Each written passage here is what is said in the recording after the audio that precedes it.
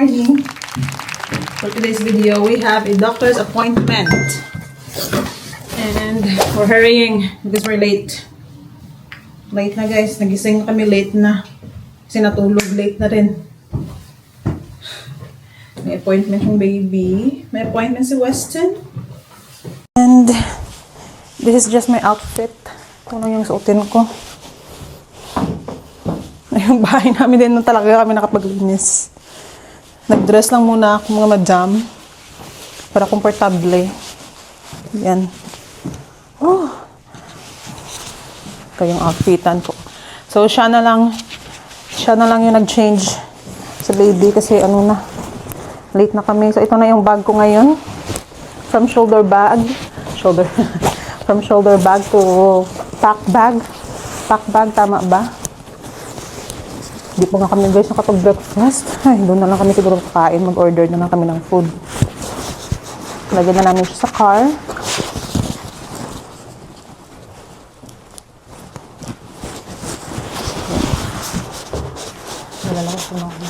Tignan nyo yung sitwasyon ng lamesa namin.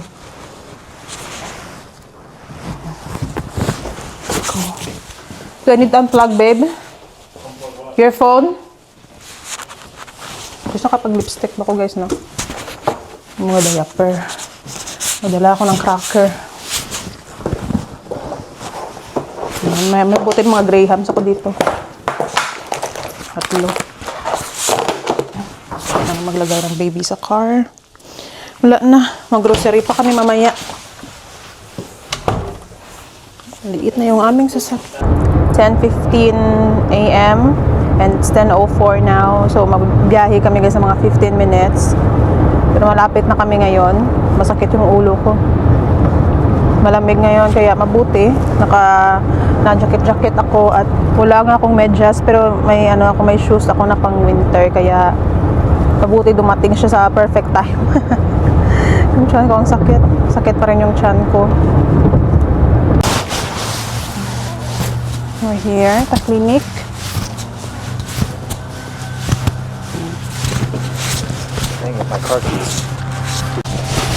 Hindi pa rin ako guys makalakad ng tawag doon. Mabilis. Siya ang bit-bit ng baby kasi medyo mabigat na siya ngayon.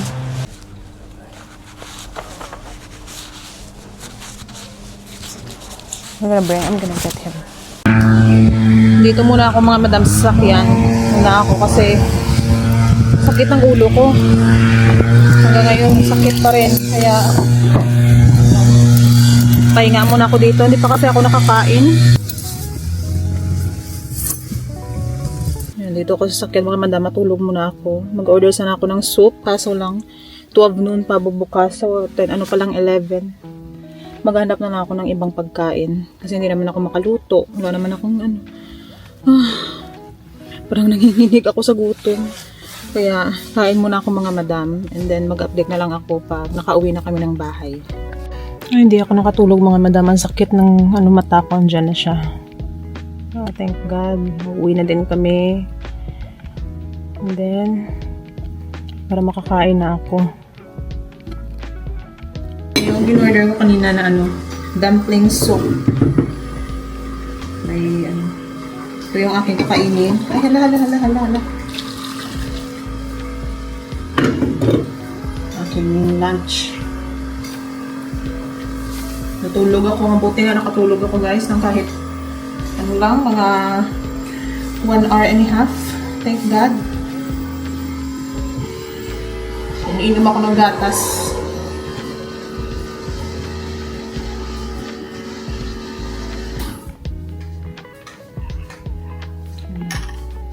Bukas guys, babalik kami sa clinic.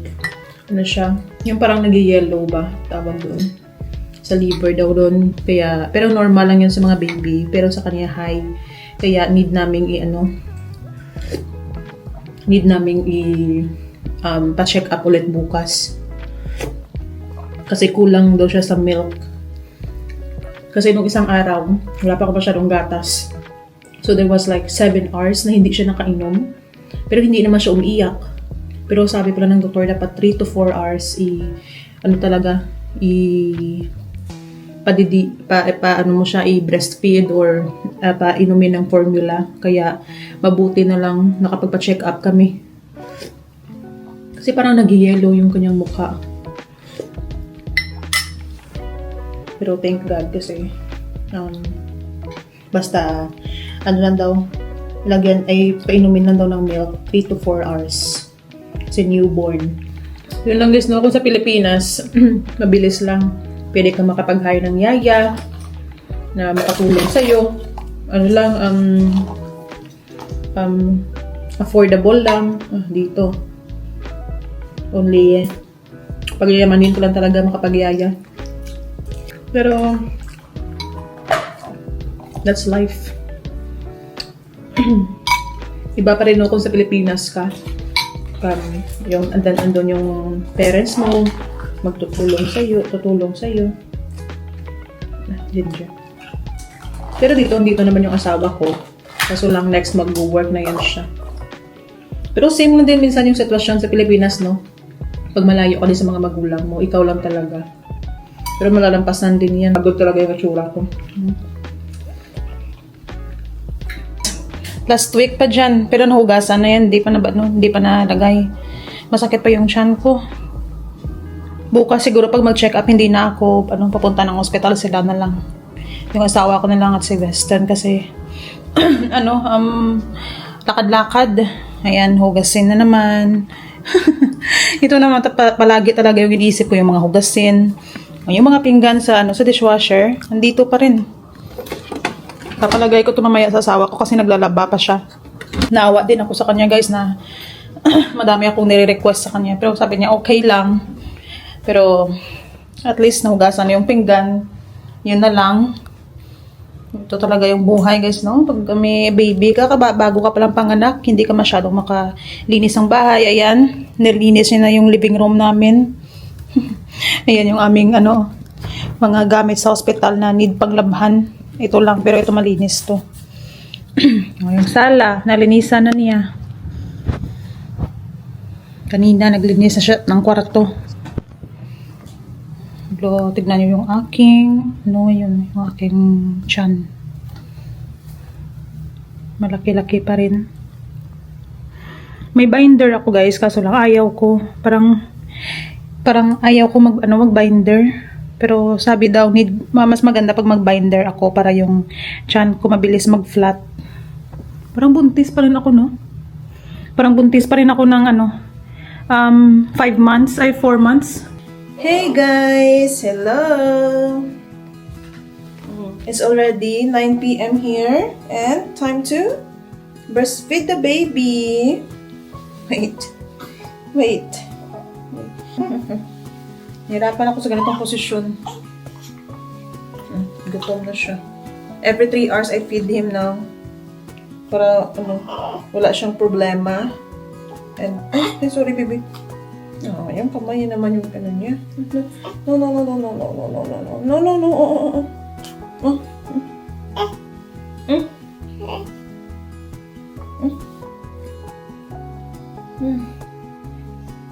Pero thank God kasi madami na akong milk. Yung tsura ko haggard na, pero okay lang. Para makapag-vlog tayo. Kanina, napa-check up kami. May problema siya. Kasi kulang siya sa vitamin D. Dapat pala mainitan to siya. Kasi dito walang init, guys. So, kaya nag-yellow. So, it means pag nag-yellow, normal din sa baby. Pero it means, need ko siyang i-feed ng madami. Kasi ngayon, nung ako nagkagata. So, now, every 3 hours talaga pinapadidi ko na siya. Kasi sabi ng doktor, 3 to 4 hours dapat. Gisingin ko talaga siya kahit tulog. Para ipa-breastfeed lang. Kasi last time, merong straight. Nung second day pa lang niya, merong straight na 7 hours hindi siya kumain. Tapos wala pa akong gatas. May gatas naman na formula. Pero, parang ayaw namin kasi hindi naman siya kusang uminom. Hindi naman siya umiinom minsan. Pero sabi pa ng doktor, dapat pilitin talaga. Kaya, yun. Hindi siya nakapag-poop. Kahapon, mga almost 2 days hindi siya nakapag-poop.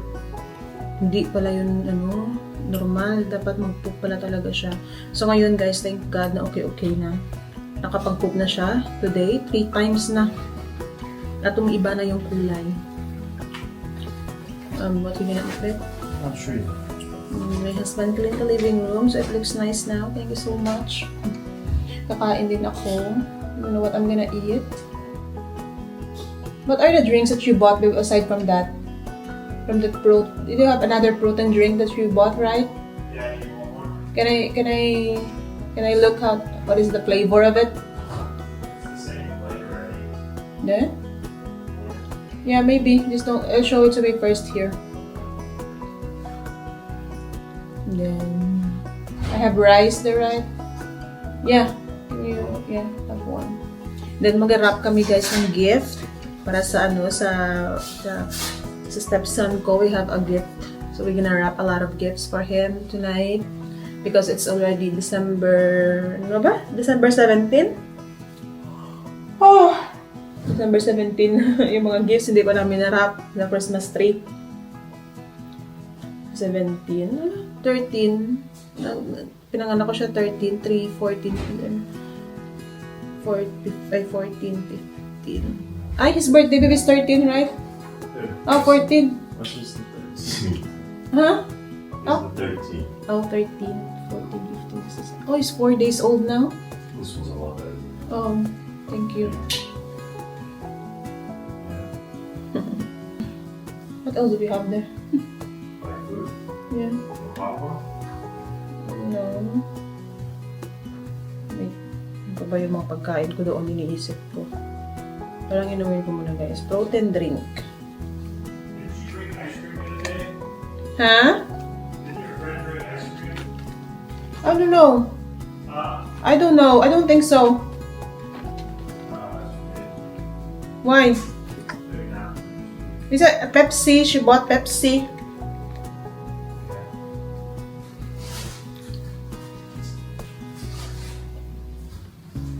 Ang palakas guys.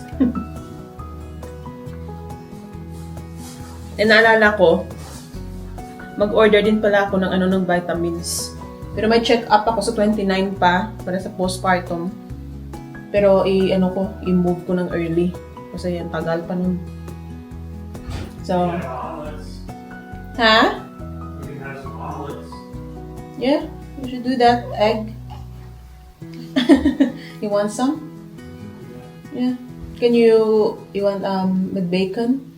You should put it in the air fryer now. Just I can make that lighter. It's like hot.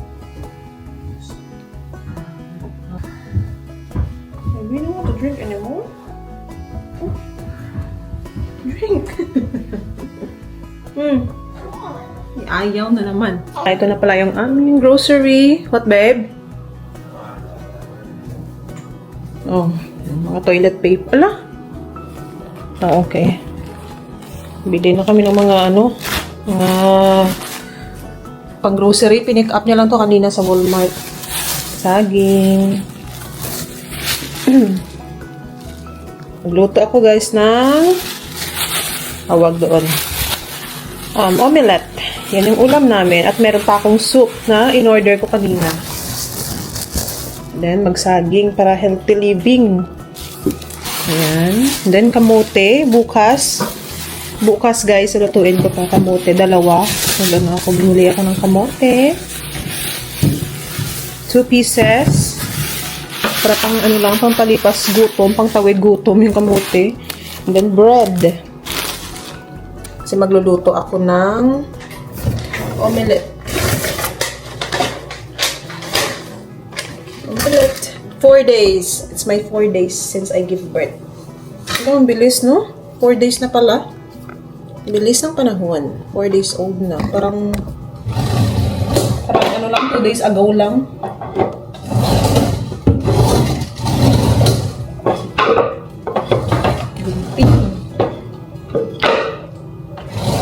Nawagin ako sa asawa ko kasi ilang araw kung hindi na ako nakapagluto.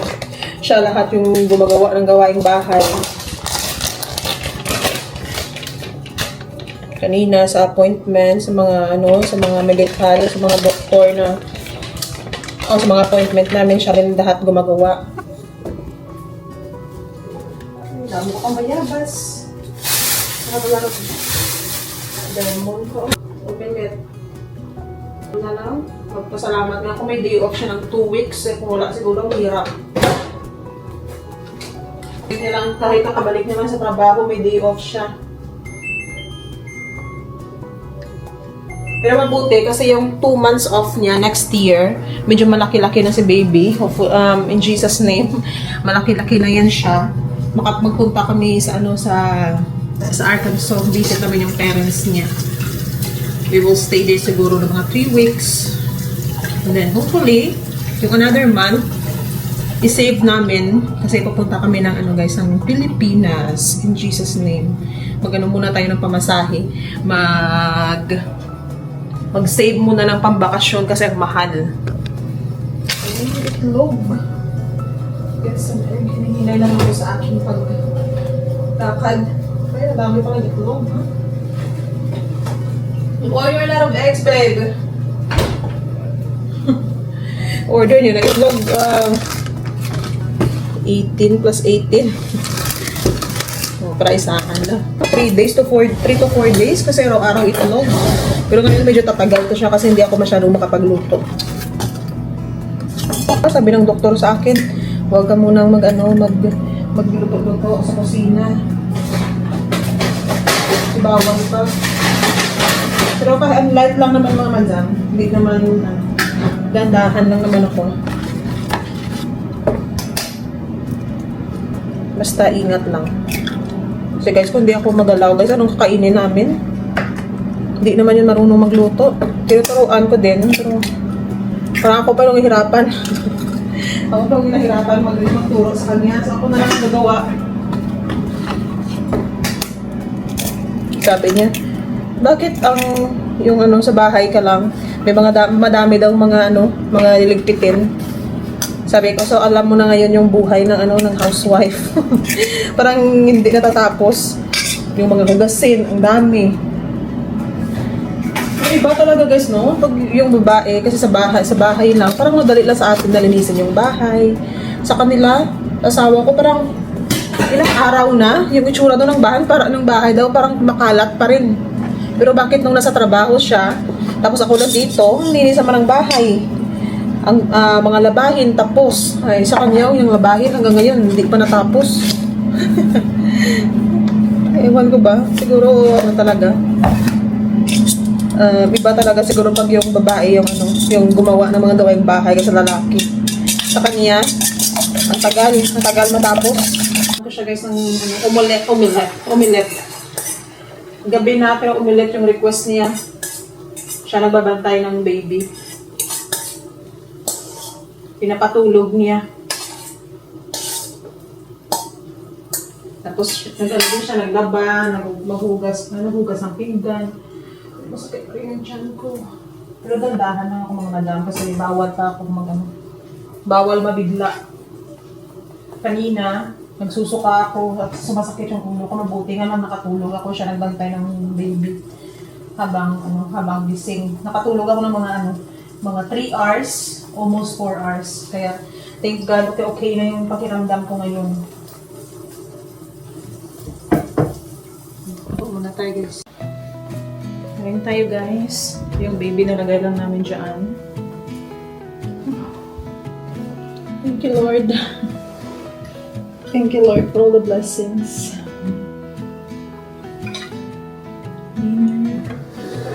Ano pa akong natira kanina. In-order ko na dumpling and then soup. And of course, itlog. Ay! Hala! So, You know, we can tell. Yeah, the one's right there.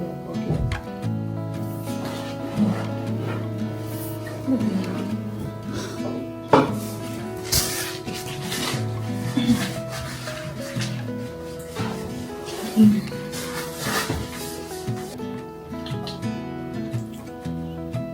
still good, ha? May like your dinner. Okay. You should turn it on, babe. Mm-hmm. Turn it on. The music.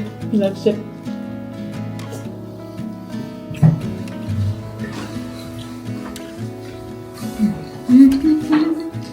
Kalimutan namin i-on yung music pala niya.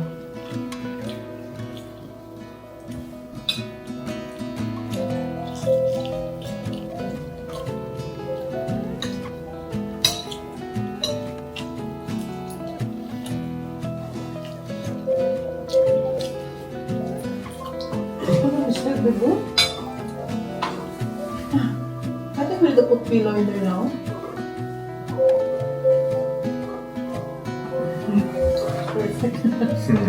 He likes that that one cracker. And that's all for today's video, mga madam. It's already 10:49 here. And kakatapos lang namin mag-dinner. Thank you everyone for watching. Don't forget to like, share, and subscribe our YouTube channel. And if you want to follow me on Facebook, my name is Marie Rose Vlog 2 with Blue Mark Check. God bless everyone. Bye!